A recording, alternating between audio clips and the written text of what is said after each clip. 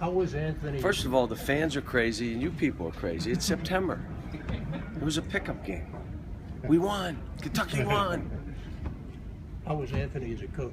He stunk. I was hoping that they got beat because they were up 30. And it got to 6, and I said, I'm watching him down there like, he liked that, huh? Coaching's easy. No, he did great. He did great. He's the greatest kid. And all these guys, I mean, they come back to be with family, which are all of our fans and all that. And they understand relationships. They want to be around each other. They know that we look after them. And on top of it, they raise a lot of money for a lot of good things. So it's a great thing to do. And let me praise North Carolina. Obviously, some of the guys weren't able to come, but they played, and Harrison Barnes wants us to go back there next year, which we may do. I mean, it may be something we do. We take our team to North Carolina and do the same thing and raise money for charity that way. Cal, how just overall, how big a weekend for you to be able to have all your guys at the Hall of Fame come back here and have so many of them do this? The Hall of Fame stuff was, for me, the 4 o'clock reception that we had, which had 100 people there, friends and people that have helped, and then our players. It was like, wow. And then when I called the players up, we just wanted to take a picture at the 4 o'clock thing. There were so many, I couldn't believe it. I got emotional. There must have been at least 30, maybe more UMass guys. The UMass guys just said, we got to do this again, Coach. I said, that's only does this once. Let me just say that to you. So, but there are a bunch of great kids, and I think the Memphis kids love being there. The Kentucky kid, they kind of got off in groups because they don't know each other, but they were together. And then I saw 20 staff members that all came back, and some of their parents, because we were so young when we were together that their families were all a part of it. So it was that made it where it could, it's a shared moment. Really made it special. What are you going to do with the mosaic? I think they said with all your former players on it. They are? That's what I thought they announced. My eyes are so bad.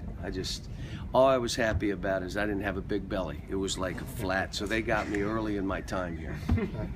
You had to be the one to get out there and get Cousins off the floor.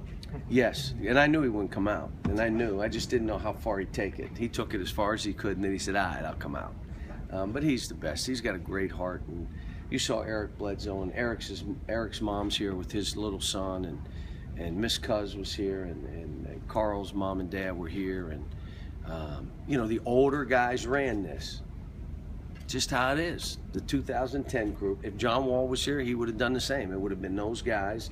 But they all came together and they just had fun.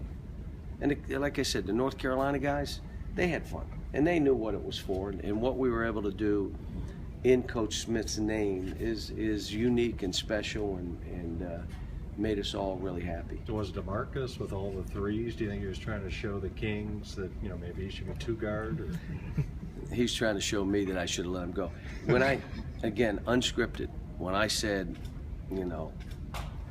raise your hand if you think I held you back. I didn't have to turn around. And I asked later, did he have both hands up? No, but he stepped through the crowd and went like that, which is hysterical, which I knew he'd do.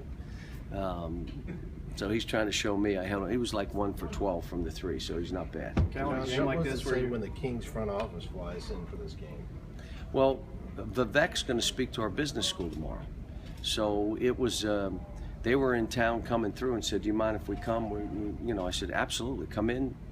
He's speaking to the business school, so our students are going to hear him, which is a really good thing. And look, they're trying to get that thing going, and Willie and him together, it's going to be, Rondo running this thing. Rondo's a coach in himself. I mean, Rondo it's more about giving him room to do his thing and let him make decisions. He's those 3 come together and put another 3, 4, 5 pieces together, they're gonna be fine. When you have a game like this and you're mixing and matching guys from all your years here, does it sort of make you think about what it'd be like if you had ever had 4-year.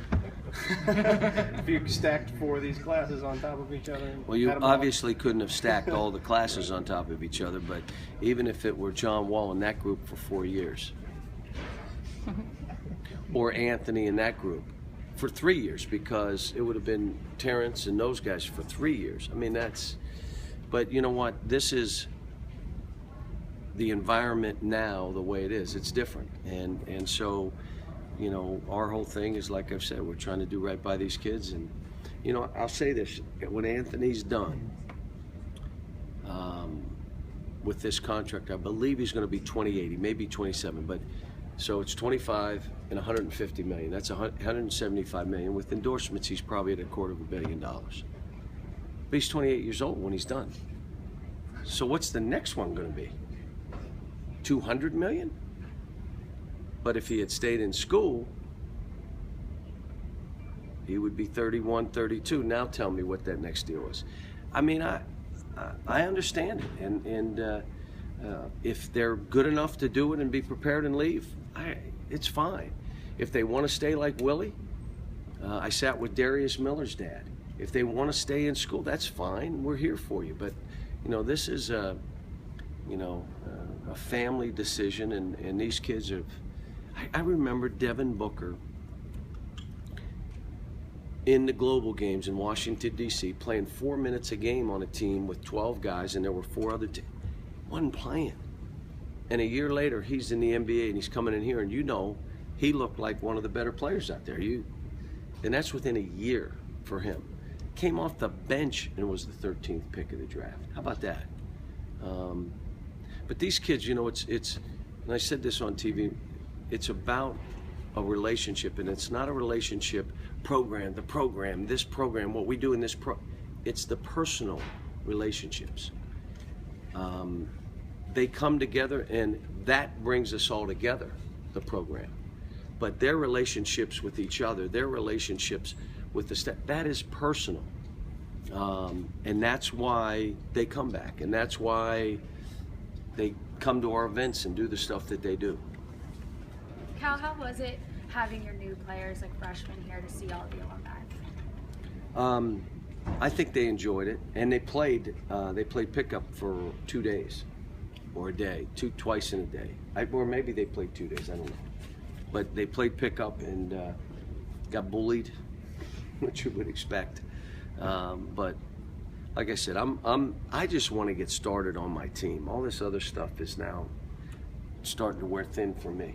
And I still have to go recruiting tomorrow, Tuesday, Wednesday, Thursday, have kids on campus Friday, Saturday, recruiting Sunday, Monday, Tuesday, Wednesday, Thursday, kids back on campus Friday, Saturday. Let me start coaching, please. I mean, well, I am seeing the Pope on the 24th in the Capitol. I don't know if I'm going to be able to kiss his ring, but I'm going to be there listening to him. Are you a big fan of the Pope?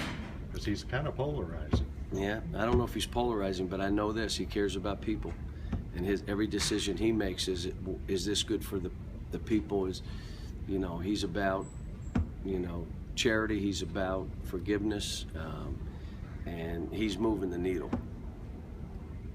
How's your team doing, Cal? You must not be Catholic if you think he's polarizing. You're not what I read. Catholic, okay.